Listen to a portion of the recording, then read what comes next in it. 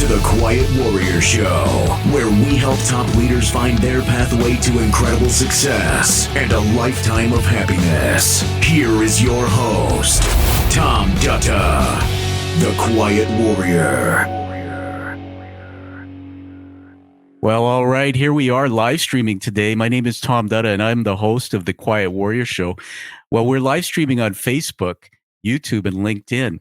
Now, a little bit about live streaming, everybody. We're literally letting you peek into the studio as we record this epic interview, which will be released in the future as a YouTube premiere video and an international podcast. I'm delighted to have on the show today two special guests, Katie Mahon and Joan Hill. Katie and Joan, welcome to the show. Thank you, Tom. Thanks for having us. All right, you're welcome. And now I'm just looking at my notes here, so pardon me when I turn my head on you. One of you's in Denver, Colorado. One of you's in California. I'm in Vancouver, British Columbia. So truly the miracle of technology. And so welcome to the show. Katie, what are you doing down in Denver, Colorado? Well, it has been a year since I have seen my 4-year-old and 3-year-old grandsons. And so as soon as my husband and I were past the 2 weeks, past the second shot, we hopped on an airplane. And so we're here for a few weeks. Well, that's fantastic. We were talking offline about grandchildren, and that was a good way to start the show, I think, because we're really time stamping it. We are in a pandemic, and everything has changed. And well, thank goodness that you're able to see your granddaughter.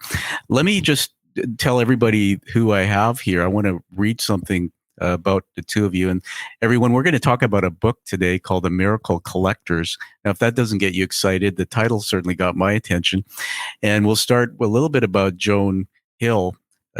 Joan's introduction to miracles evolved as a series of coincidences that ultimately could not be ignored. She has a lengthy career in medical administration, advancing innovative medical solutions. Her expertise was put to the test to save the life of her son. She has a master's degree from the University of Connecticut and a Bachelor of Science degree from Boston College, lived in a number of states with 3 adult children and a family that spread across the country. And Hill and her husband are avid and constant travelers. Well, that's a little bit about the depth behind Joan. Let's talk about Katie for a minute. Katie became a miracle expert the hard way. At 19, she walked away from the serial killer Ted Bundy. Wow. With the help of a stranger who appeared seemingly out of nowhere.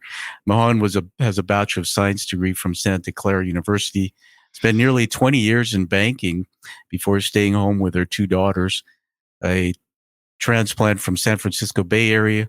She now lives in New York City with her husband and enjoys chasing more than miracles with her 4 children. Now, I know those are bios out of the book, everyone, but I wanted to read it for a reason. Every time I read a bio, by the way, Katie and Joan, something just hits me as a coincidence. I'm spent a third of my career in banking, so I saw the word bank, and I married a banker. So there you go, another mini miracle story that happened. Well, let's start off with the big word. I'm going to put it out there, and I'll ask one of you to comment on it. And that's the word miracle. Now, you've written a book called The Miracle Collectors, as we mentioned. And the first thing I did is I went to my skeptical brain, and then I went to my rational brain and my dreaming brain. And I thought, so I went and Googled it. And Google says that a miracle is basically something or an event or circumstance that can't be proven naturally or by science. And then I went and read your book. And I just want to read one more thing, and then I'll be quiet for a few minutes. On page 3 in the book, if I just find it here for a minute, page 3. One of you hold up that wonderful book you have there. Thank you, Joan. The Miracle Collectors. There you have it, everybody. It says 80% of Americans say they believe in miracles, which is very interesting. And then on page 11, and I'm referring to these pages for a reason, because I know people, I'm going to recommend they get this book. They give it a high rating to support your work.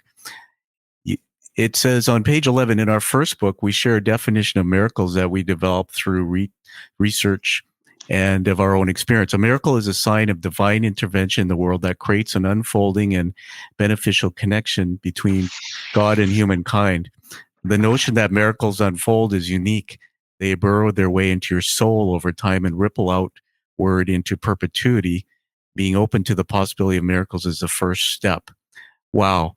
Well, let's start there. I would like to hear your story. Let's start with you, Kate.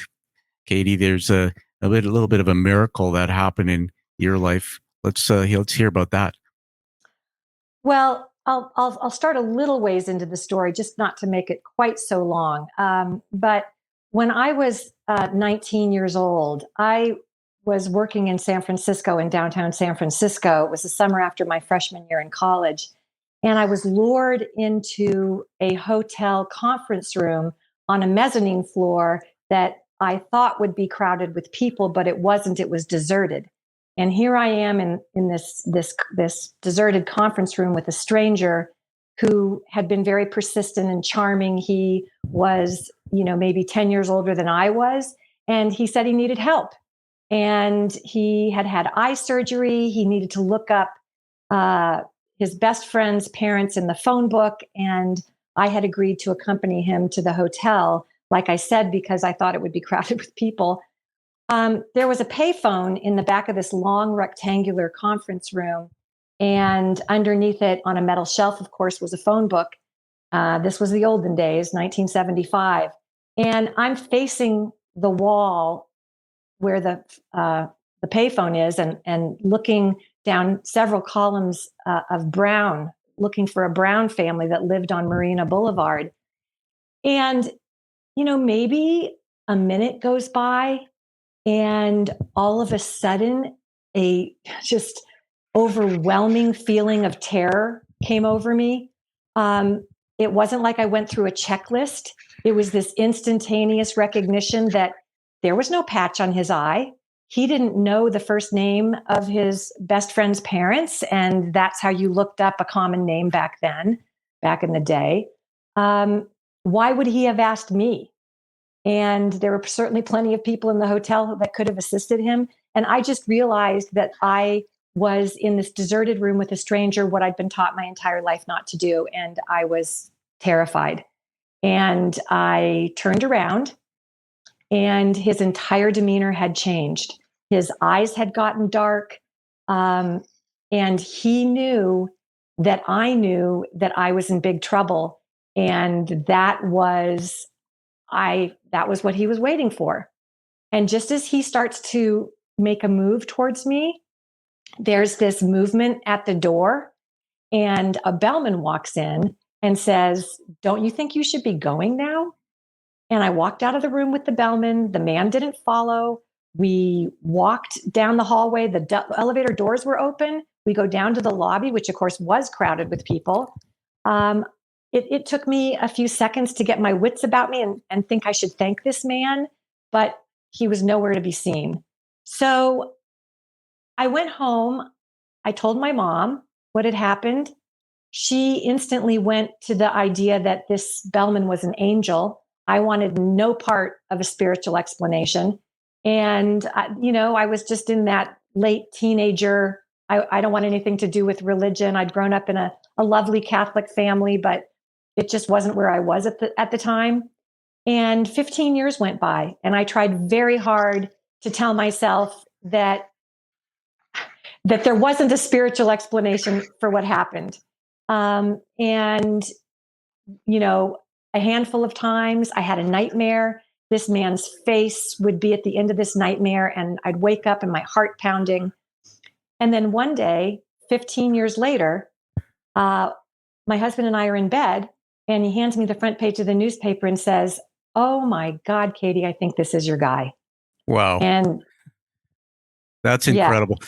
Katie, first of all, we want to honor you for being vulnerable and sharing that incredible story live on streaming here, but also writing it in the book. And I my head went on a journey somewhere else. So Joan, if you'll just give me a moment, because I want to get to your testimony in a minute.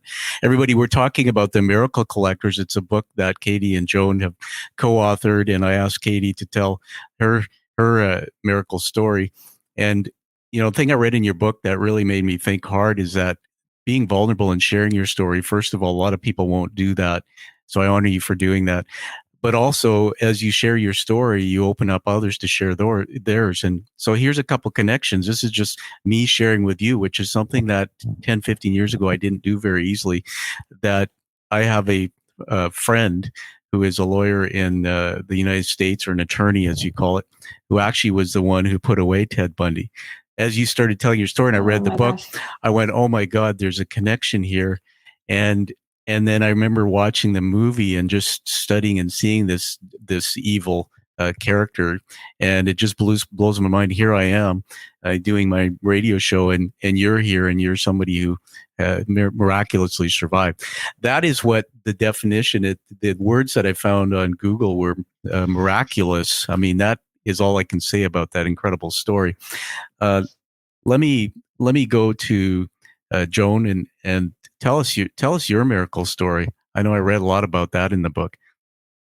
Well, thanks, Tom.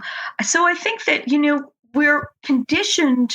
Well, miracles are this universal language that we kind of talk about, right? From Miracle on the Hudson and miracles, on ice and miracle products and whatnot.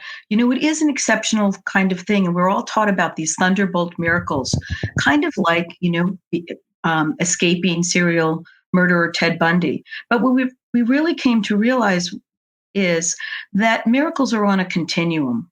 And, they're from these thunderbolt miracles that occur to perhaps a series of coincidences that conspire, and in the case of our family, conspired to save the life of our then 13-year-old son. Our son, who was kind of a super athlete, had one instance of chest pain. And it just so happened that while I had never been at school in the 3 years he had been at this school, at this particular time, I happened to have said yes 6 months earlier to do a particular thing, which placed me at the school at the exact time that he had this chest pain. And we ended up following up with it. And it turned out he had a cardiac anomaly that had never been seen before in a live person, only discovered on autopsy when someone had immediately collapsed. So we went down this path to try to figure out what could happen and what could be fixed, and if it could be fixed, or what to do. And so path was convoluted, but suffice it to say, we're now in the hospital operating room, while he was having this 8-hour open heart surgery. And we were distraught because a week before, the surgeon had said he did not think he was going to be able to fix his heart in the way that would last a lifetime. He really thought he was going to have to do a bypass. And, at 13, he was going to be looking at open heart surgery every, 10 to 15 years of his life. And that was, not words you really want to hear. About a couple hours in, Jerry Springer's on the television. My husband and I were as far away from the television as possible. I was paged to the desk, and as I'm paged to the desk, the nurse tells me that it's the most dangerous part of the operation. He's on the heart, coronary bypass machine. And I say, okay, that's great, and hang up the phone. And I hear my name. My maiden name is Louise. I hear Louise being called from the television. I look around, and Jerry Springer is nowhere in sight anymore. There's a movie on, and the movie is The Song of Bernadette, which tells the story of the healing spring at Lourdes, France, which is still a very active shrine today. And the daughter, Bernadette, or the young woman, Bernadette, was 13 at the time that she had these apparitions from the Blessed Mother, and her mother's name was Louise. And people were in the waiting room, what happened? Nobody changed the station. What is this? And as I'm telling them this story, which is my favorite movie as a child, won the Academy Award in the 40s, this feeling of peace that really came over me was quite profound, actually, and not characteristic of me at all, by the way. And as parents left the waiting room as their kids' surgeries were completed, I was left alone watching the credits roll at the end of the movie. And the surgeon came in and he said, I have wonderful news. When I got in, even though I didn't think I was going to be able to do the surgery I wanted to do, the amount of space between his two coronary arteries was there exactly, the width of a nickel, and I was able to fix his heart in a way that should last a lifetime. So the beauty of that story is two beauties of the story. He, survived, but two, we really talk about in our definition of a miracle, this notion of the ripple effect. And I think that a miracle is something that goes on and ripples forward. And I'm I'm here and happy to tell you that our son is an emergency physician in Chicago, Illinois, on the front lines of COVID, and certainly rippling his miracle is rippling the lives of others. Wow. Well, Jones, thank you so much for sharing your story. I got to honor you for doing that and being vulnerable. I do remember in the book, and everybody, I'm just going to hold it up here for a minute and brag about this book because there's so much greatness in it. The Miracle Collectors, there it is. And we'll tell you at the end of the show how to get it. That's really what we're talking about today. And I want to say that as I started reading more about miracles and I was looking at this book, I don't know if you noticed something on the screen there, but if you notice, it looks like there's a hole in the book and my show is inside the book. And what it is this is the first cover I've actually held up where that's happened. Now, let me tell you where my brain went, because I want to make a bold statement here, everybody. And somebody said this to me before, whether you're right or wrong, if you believe or you don't believe in miracles, one thing is absolutely right. You will be right. And so this is all about believing. It's like when I grew up and I had Santa Claus in my life in a home of torture and turmoil. That was my beginnings, a very toxic environment I lived in. Once a year, this person came to the house and left me gifts, and it changed my life. It saved me from the environment that I lived in. And to me, looking back now, I still believe in Santa Claus. I still believe. And when you believe, miracles can happen. So this book, by the way, has a green line in the middle of it through the title.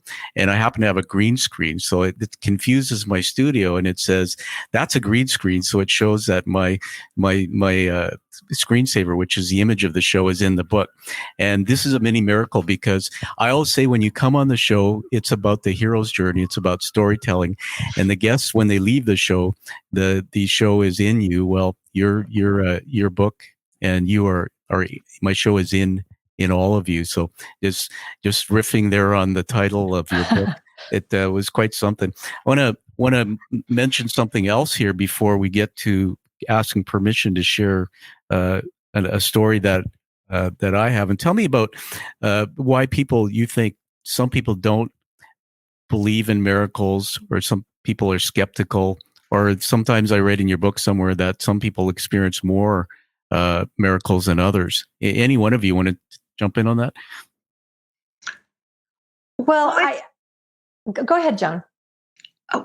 So I think that's, it's interesting. One of the things that really happened to us is we shared our stories, which were told really in our first book, The Miracle Chase, where we looked at miracles and we wanted to understand this whole notion of miracles. We've approached it in a very logical, scientific way.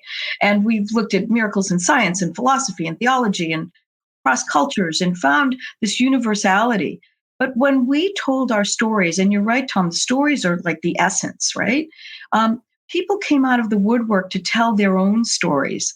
And many of these stories they had never shared before, or they were, hidden in the back recesses of their brain, because we're not pre-programmed to share those sort of defining moments of our lives. And so it was as if we gave people permission, we gave them the safe environment, we gave them a vocabulary. And when we did that, and as you said, we showed up and stood at the front of the room and sort of said, this is our story. Make of it what you will. Because, we are in the business of just having people become more comfortable and present with their own stories. It resonated with people. And so the Miracle Collectors actually has over 50 different stories in it from other people's experiences. Yeah, absolutely. Katie? I was just going to say one thing that I'm pretty sure this was in the Song of Bernadette, which was written by Franz Werfel. I might not be saying, or Werfel. He was an Austrian Jew trying to escape Nazi Germany, and he ended up in Lourdes, France. And he wasn't a believer, but Lourdes really got through to him. And there was one line in the movie about, for those who believe in miracles, no explanation is necessary. And for those who don't believe, no explanation is possible. So I do think there's a chasm. You asked the question about why are some people skeptics? And I don't know that we can bridge that divide necessarily. It's something that I certainly understand a skeptic viewpoint, because there are so many tragic, awful things that happen in the world, and miracles don't come to save the day. So I certainly understand where people are coming from. Yeah, thank you for saying that. For both of you, that's a deep answer, but I think it's a complex topic when we talk about miracles. I'm going to hold up another book that I read a lot, and you can see it's got a lot of little bookmarks in it. And this is the Amplified Bible. And so I'm very faith based, and I'll tell you a bit about my story. But in watching The Chosen, which was episode 2 last night, if they're creating a series on the Bible, and it's one of these epic shows that is out there. And the last night watching it, I just remember the whole Bible is about storytelling, and if you're faith based or not, when Christ came, he was a teacher, and if you study what the way the Bible depicts Christ, he's teaching, but he's telling stories, and he's having other people follow and freeing them up, tell their stories. And so one of the reason why I held that up is there's a lot of people who are skeptical about religion. And when we hear the word miracle, and I have a lot of experience with brain science, my neural nets are wired with everything anybody's ever said about the word miracle. So depending on what your experiences are and what your frame of reference is, that's where my mind went initially about being skeptical about all the things that I learned growing up. I didn't believe in my faith. Katie, I think you said you're Catholic. I was born and raised and baptized Catholic, and I don't want to bring this on this show to be religious, but it's the context. But I denied my faith. I didn't believe in it. I didn't believe in Jesus Christ. There was a story, picture on the wall in our home, but for those who follow my show, I was a kid who was abused by my family, and my family broke up when I was younger, and that's where my skepticism of faith and miracles came from. Until beautiful people like you came in my life and started sharing your stories and giving me the courage to share mine. And there's something amazing in the book. I'm just going to go to page number 71, ramble for a few more minutes. It's a quote by a psychologist, Paul Trichler. Stories are part of the fabric of who we are, but only in sharing our life experience do we develop a sense of self. Once we share our stories, our sense of self deepens, bringing us closer to who we are underneath our exterior facade. The whole reason I created the narrative behind my show, Katie and Joan, is I wanted to give people a safe place to come and tell their stories. Mm-hmm. I was a young man who couldn't tell my story. I lived in shame and fear, and for all my life, it ruled me. Even when I became a CEO, I was in business running companies. I just couldn't see the good in myself. My self-worth was nowhere. And when I started hearing other people and being mentored by people like yourself to tell my story, I got more courage. And bringing out my true story, I actually discovered over 10 years the true meaning of my life, what my purpose is, who I am. Mm-hmm. So I want to take a moment now just to tell you a very quick version of my story, seeing that you brought it out in me through the conversation. And this is just a chapter of my story, but in August 2018, I was riding a bicycle, 225 kilometers for the Ride to Conquer Cancer. A friend of mine has a daughter who died from leukemia when she was 11, and my wife had a childhood friend who died middle-aged from leukemia. And I'm just one of those people, do something each year, something different, give back. Didn't have a bike, borrowed it from a friend of mine, went and did the ride. First 120 kilometers, amazing. I was in peak condition. And my wife and I, she was with me, and we stayed in a motel that our team captain put us up in.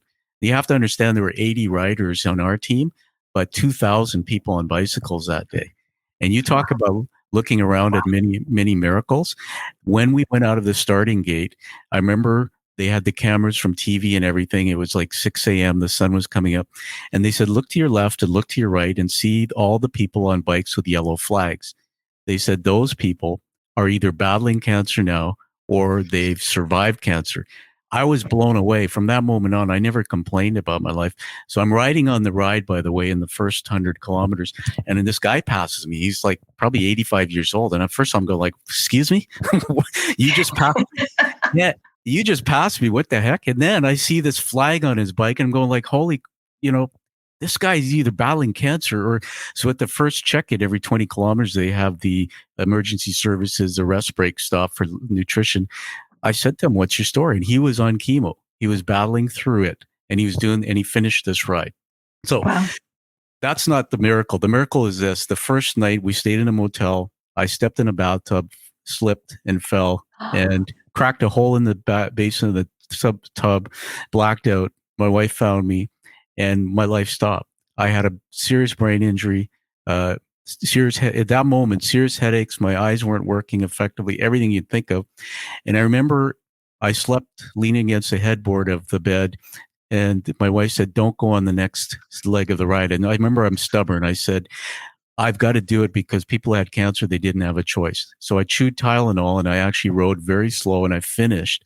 I didn't know till the day after I got home when my daughter saw blood on my head. She said, Dad, there's dried blood on top of your head, that I had actually a serious injury. Went to the doctor and was told, you have this injury. It's 2.5 years later now. On this podcast, I mentioned to you offline that I have double vision. My cognitive abilities are not great. And I haven't really worked in my true executive capacity for a couple of years. So what was the miracle of that? The miracle, I could say, after reading your book, is that I could have been dead. I survived. So that's one. Number two is, what did I do during that time off? The last part of the story I want to share with you is I did a TED Talk. And I'm not advertising my TED Talk on this show for that reason. But getting concussed is what I believe God stopped me in my tracks and gave me a chance to look deeper into who I really am.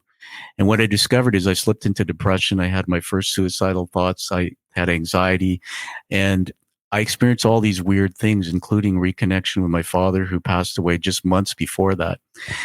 But I decided to go and find out what's the true meaning behind mental health and behind a chapter of my life that I thought was closed, which is coming through trauma. And through all of that, I found a new pathway to go out and tell my story of battling depression and suicide and surviving that. And now coming to terms with the fact that I'm really here. My deeper purpose is really focused on other things, not just what I thought it was.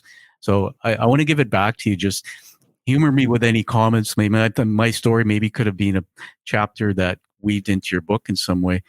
But I mean, do you see that as what you've seen in all the interviews you've done of people's stories, where something happens they don't know until after, really what the true purpose in their self is? I can't speak for Joan, even though she is my soul sister. I can't say for certain, but I know for me, we watched one of your earlier shows, Tom, and you talked about the dark night of the soul. And I think that's really what you're talking about. I think most people can pinpoint some period of time in their life where they experienced something and it forced them to just relook at, you talked about purpose, but also, maybe getting off the hamster wheel, getting off the merry-go-round. I mean, that certainly was one situation for me when I stopped or retired from my banking career. It was crazy. It was crazy trying to be a mom and doing everything. And so, yes, I think your story, it's unfortunate that it had to be so dramatic and so painful. But sometimes I think that's what it takes. And I think, Tom, one of the things I'd like to just add to that is that, we talk a lot about a couple things, in this last year that we've all encountered with the pandemic and, global crises we've had. It's almost as if we've been forced to have a reset button and really recalibrate, what's important to us. And that's really what the whole third section, is about in this book, is sort of finding this meaning. And how do we perhaps, when what you're doing in some of the mental health areas and telling your story, you can be the miracle for someone else. And so we talk a lot about that being the miracle for someone else. Or, often we think about a miracle as being, asking God to say yes to us, but sometimes we have to say yes. And that saying yes is telling our story and being present for someone. And the other thing that really happens is we can help others find the value in their own lives. We've heard people tell a story that they weren't really sure whether it was significant or not in their life, until they heard the gasp of, wonder from their friends, their peers, and they go, "Oh, you mean my life is really important? You mean I'm really not alone in this?" And I think that that's such an important message, especially at this time. Thank you for both of you for commenting. And Joan, my mind went in a different direction when you said that about mental health. That reading the book, it's true. I think one of the miracles of your book is it helps the reader see through other people's stories something in them, maybe a value in their life or something that was locked away. I think that truly is one of the great things about this book. And back to what I was telling you about my injury, they put me in a classroom for 9 weeks with people who had serious mental illness. It was actually a course I had to take. And so I went to a classroom for an hour and a half, 9 weeks, and people around me had bipolar and depression and other serious issues. And you know what? Their biggest challenge was getting up in the morning, getting to the classroom. But the miracle of that part of my story was my father was a chronic alcoholic and I was estranged from him, but we made peace before he passed away, which was only 6 months before the ride. When I started focusing on mental health and being around people, I started noticing mental health in the world in a different way. Everywhere it appeared. And what was interesting is I came to terms with my father's how he treated me in a different way. My father was pushed off a bridge in Fiji. That's how he learned to swim. His dad was a tough alcoholic. So my dad, I believe, had mental health challenges. He used alcohol as his tool to deal with anxiety and depression and his own stress. He became a man of the family, and when his dad died, I never looked at my father's story that way. And so I want to just add this one last thing and then give it back to you with a quote from the book that studying brain science, there's a part of the brain reticular activating system. And you know how sometimes you can not notice something and then all of a sudden, like if I close my eyes and then I say open, I say, look for the color red all over my studio here appears. It's a part of the brain called the reticular activating system. I'm not telling you, I'm just using it as context from what I know, that when the brain has a powerful filter that it can filter out all the junk, the billions of bits of data, and it can train itself to focus on something. So I start focusing on mental health, and all of a sudden I see that. And that's why I read in the book one thing you both said, which was amazing to me, that why do some people feel they have more miracles than others? And I just really believe, and I love your comment on it, that once you discover the belief and the power of these miracles, and they come in different forms, you've said in your book, I think you start seeing and experiencing more of that, and that really gets into my soul. Comment if you can. Absolutely. Well, yeah, I think that one thing that the book is really, it's a book of possibilities, and it takes the reader on a journey with us in the company of these extraordinary stories to look at life with fresh eyes or a different lens. And it really, the whole point is to empower others to find the miracles in their own lives. And so, like you said, once you learn to spot them, once you learn to spot one, they do have kind of a snowball effect. And one of my favorite reviews that we've gotten about the Miracle Collectors, this particular person said it's kind of a spiritual version of the 7 Habits of Highly Effective People. So it really does highlight and focus on the spiritual component of all of us. And I think you have to light the match on that. You have to find the spark of your spiritual self. And I think a lot of us walk around ignoring it. We live in a society that makes that very easy to simply ignore. Yeah, I think you're right on that. So Joan, go ahead.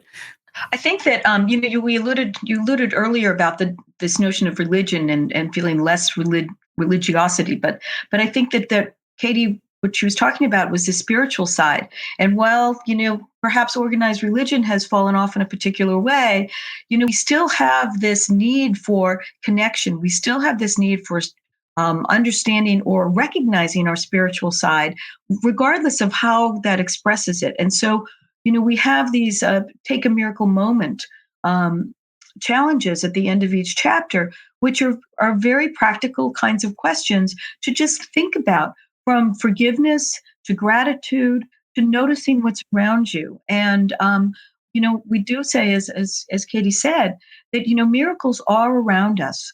And so in as much as they're free, they're there for the taking, the looking, and it's a wonderful thing. It really is. You made me smile. And I don't know how you read my mind. There's another mini miracle. I have the book here again. This book is well read in my house. And I love the format, everybody, that Joan just mentioned. Throughout the book, there's these take a miracle moment. This one, page 28 stopped me and I had trouble with it. So I'm going to use it as a teaching moment on the show, if you don't mind. Everybody, that if you're listening, as long as you're safe, if not, you can come back to this. I'm going to read out the statement, and then I want you just to reflect on this. It is called Lifesaver. If you found out you had a week to live, what are the first 3 things you would do? When the reprieve comes, is there anything you would now change? I got to be honest with you, Joan and Katie, I had trouble with that. In fact, you can probably see here on the page, I had one line and then I stopped. And the thing about that is it really, it gave me something to work on. I went deeper, and I want to throw this out as well. I wrote it down on my paper while you were talking. The word spirituality and legacy. And so in the work I do and self-work I've done on myself, we have human needs. We all know many of those. But they say there's 2. If there's a couple that if you don't have them anchored in your soul, you can never be fully happy or fulfilled. In other words, all the institutions around us crumble. So the 2 words are spirituality and legacy. And as I think about this, what's the legacy people can leave to the world to impact the world or impact others? This is it. This is it. Learning to understand your miracle story and to tell that story. And I'm going to be bold and say to everybody has a story. And my wife will be listening to this and she'll go, there he goes again. Anna doesn't tell her story. And we're working on a book, actually, a fellow author of me and mine. And we've coined the name The Quiet Lady. Although if you meet Anna, she's bubbly and happy. She's Italian. She's this amazing soul, is always talking, yet she has an amazing story from her early years that she never tells. And so I think she's starting to tell her story. And we're thinking more and more about, what can people, including my Anna, do with their stories. So everybody, I just wanted to, with so much passion, throw that out, that the gift of this book is you have to read it, The Miracle Collectors, and read the stories, because I guarantee it'll unlock something in you that says, that's my story. That little nugget is my story, and it'll send you on a journey, do something with it to find out what your true story is and what you can do with it. I want to make one more statement and give it back to you to comment. Brene Brown, I know you know who she would be. She's an American researcher. I came across her work a long time ago, and she said, I think I'm misquoting a bit, but she said something like, tell your story to those worthy of hearing it. And when you tell your story, you can write the next chapter or finish the next chapter. I want to say this, that I've interviewed people, and I am an author, like you. I'm so proud of you too for being an authority on your topic. And there are authors out there that have no self-confidence, and they'll say things like, geez, I don't know if somebody really wants to read my book. And this is the part I discovered, that if one person reads The Miracle Collectors like me and they get something out of it, it moves and changes, you guys, it's a home run. So when I tell my testimony, I don't expect, if I have 100 people in a room, to say, yeah, that's my story. That's not what it's all about, right? It's about impacting one person on the planet at a time. Any of you want to comment? I think you're exactly right. I think that's what's really kept Katie and I going for these 20 years that we've been working on miracle stories. Is, you wonder, but then you go to an event and you begin to put people together. There was a woman who came to an event. We told her stories. She talked about a book. She told her story about her brother. We were talking about mental illness, who, had mental illness and their family struggle, and then this wonderful event that happened, miraculous event that really happened as he passed. And a woman at the end, who was also in the audience, came up at the end of the talk and said, the reason I'm here today is I had to get out of my house. My 15-year-old son is with his father right now, but he was diagnosed today with mental illness, and I don't know what to do. Can we talk? And so you begin to put people together. You begin to see these reasons for people coming together, and you go, okay, this is worth it. Just takes, one thing. We had people a couple who'd been married for, over 35 years who did the Take a Miracle Moment challenges together and learned all sorts of new things about each other, which is kind of fun to hear. So share your stories. It's a wonderful thing. Yeah, absolutely. It really is. And I love that. There's all these commercials and ads about, start a conversation and in mental health. Well, here you go. Right. This is exactly what we're talking about. We're getting to the end of the time we have together. And I'm saying that there's so much more we can talk about. But I do want to cover one final point from the book, which blew my mind, actually. It's one of the stories that I read and I went, huh? And you'll know when I say it, the story of Rose, the Tutsi. Oh, Rose Mapendo. Oh Yeah. oh my God. Katie, can you just touch on the highlight of that story? The one that made me go, huh? You know what made me go, huh, I'm sure, but just touch on that so the audience can hear it. And then I want to just talk to you about it. Yeah, I didn't put in the book that it was difficult for me to understand Rose because she had a heavy accent. And so when we got off the bus that night and I asked her if she named one of her infant sons after her husband who had been tortured and killed, she said, no, I named them after him, after the commander who tortured and killed my husband. And I said, I thought I had not heard her correctly. And she said, in my culture, the only way, and I'm not going to get this right, Tom, I actually have to go back and read the story, but the essence of it was that if I named one of my sons for him, then he could no longer be my enemy. And if he was no longer my enemy, that was my only path to forgiveness. And it was the only thing I knew how to do so that my sons would survive, because it went both ways. If she named her sons for them, then they could not consider her sons their enemies either. And so she wanted her sons to survive. But I think the bigger story there was that she wanted to find a way to forgive, because she understood that was her only way internally to survive. This was the most powerful story I've ever heard.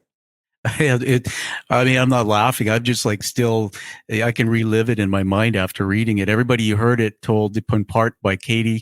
You've got to get the book Miracle Collectors to actually read the whole story. But it's one of those things. And again, the power of story, power of these mini miracle stories, that it stopped me and gave me a different perspective or a worldview.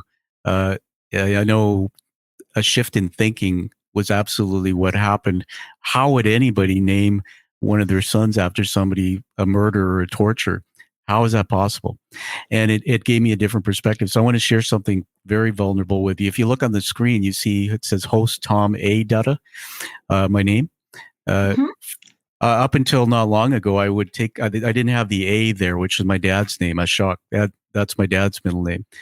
And it was, when I read that story, my brain went on this journey back to my dad again. It's like my dad was my torturer, but for a long time I kind of hid. But I thought when I discovered forgiveness through my own faith and everything that got me to where I am, including the fall in the tub and all this stuff that happened, I started honoring my father, and I put the A back on my show. And now I talk about his story. I tell my story with my dad in it from a perspective of love and forgiveness, not from a perspective of demons and hatred. That's the power of the threads that connect. They say we're all connected by our threads. Your book, there's one thing for sure. We're all connected by threads in our stories, and I found many threads in there. I guess I just had this last thing I want to throw at you. We're in a pandemic, so you know what? Maybe you have another book in you. We all have one thread in now across the world, that is living through the pandemic. That would be pretty cool. I want to honor you too with some words as we go to wrap up, and then we'll let you have the last word. I write these down as you're speaking. It's not scripted. And these are words of leadership words that I'd like to honor you with. And I've decided today to do them both for the two of you. In other words, the same set of words. So you two are wisdom. There's no question. You two are miracles. You're miracles in the way you touch people in the world with the work you've done, and just the way you're talking. You're both love. Your vulnerability. This is what it looks like, and you're teachers. So congratulations for being on the Quiet Warrior. You're welcome. And I'm going to honor you now by inducting you two into the Quiet Warrior tribe. We do this with those few who come on the show with sharing their vulnerability and having a purpose. So if you can see, I'm going to go to full screen for a minute here and be selfish, block the two of you. You see that little image on the back? That's the screensaver. That is the challenge coin. So I had these handcrafted and painted or minted in the sorry, I'm losing my train of thought. I had these handcrafted and painted and produced in the US. Sorry, Canada.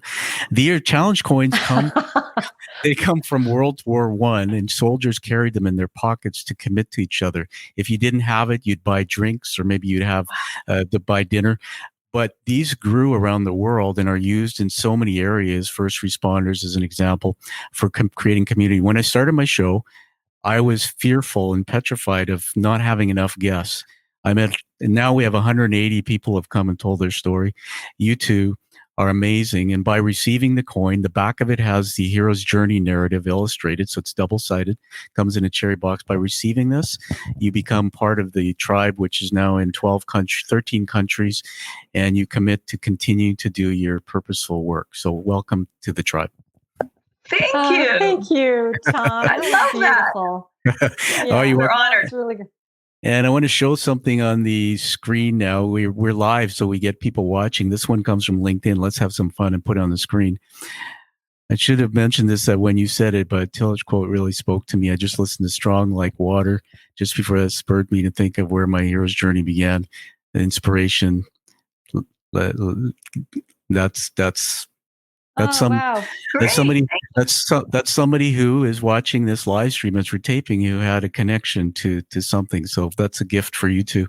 And now I'm going to give you the last word. Back to you as we wrap up. Tell us how we can get a hold of you, your body of work, your book, whatever you want to tell me. We can, our website is themiraclecollectors.com. You can buy the book. You can sign up and get our blog. You can tell us your miracle story. We love all of that. But the Miracle Collectors is, it's basically available, on online distributors, and it's also available in your local bookshop. You can ask for it, and we'd love. It's also audio. It's also audio and ebook and hardcover right now. So yes, you can find it anywhere. Fantastic. I love audiobooks. I as an author, I know the value of it. I want us to do something fun here because I'm crazy today. Hell, everybody hold up their books at the same time on the screen. Okay, so there you go. Come on, hold your books up. Everybody, there they are in triple play, The Miracle Collectors. What an amazing book and what amazing authors, Katie Mahon, Joan Hill. And I'd like you all to get the book to write a review for it. Now, most people don't know how authors get known is by having reviews written, posted on Amazon or posted on Goodreads, wherever you want to honor this work. But get the book, read it, everybody, write a review. I'm committing to you two. I'll write a review on it because I've read it. Oh, thank you. Thank you. It'll be an international review given I'm in Canada. And yes. And I want to just wrap up by saying you guys are amazing. Thank you for being here. Oh, Tom, thank you so much for having us. This was delightful. Yes. We really enjoyed chatting with you. And thank you for sharing your stories because that's not easy. Thank you. Appreciate it. It was marvelous and miraculous today. I love it. All right, everybody, find the show. By the way, find the show when it's produced. It'll be released as an international podcast on the Quiet Warrior Show. You can go find it on your favorite podcast channel now and subscribe to it. And also look for a YouTube premiere. This is something exciting. It'll be the video version of this interview, which will be set as a premiere. Make sure you get to the Tom.a YouTube channel and hit the subscribe button so you'll get that. And when you watch these episodes, rate them highly so we can honor Katie and Joan's work. Thank you. Thank you. Thank you. Thank you for listening to The Quiet Warrior Show. Create is a motive-based leadership development firm. www.kreat.ca